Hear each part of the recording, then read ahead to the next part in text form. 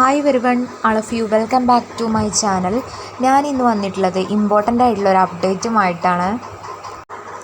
Channel ആദ്യമായി കാണുന്നവരാണെങ്കിൽ just ഒന്ന് സബ്സ്ക്രൈബ് ചെയ്യുക. എന്താണെന്ന് നോക്കാം.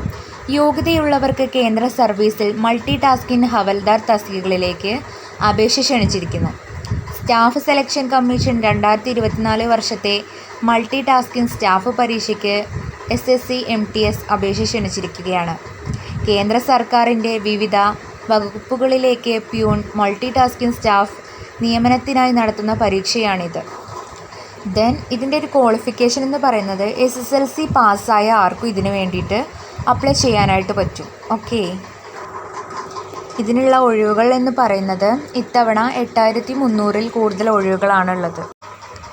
മാത്രമല്ല, ഇത് അപേക്ഷിക്കുവാൻ കേന്ദ്ര വെബ്സൈറ്റായ SSCയിൽ 1 ടൈം രജിസ്ട്രേഷൻ നിങ്ങൾ ചെയ്തിരിക്കണം.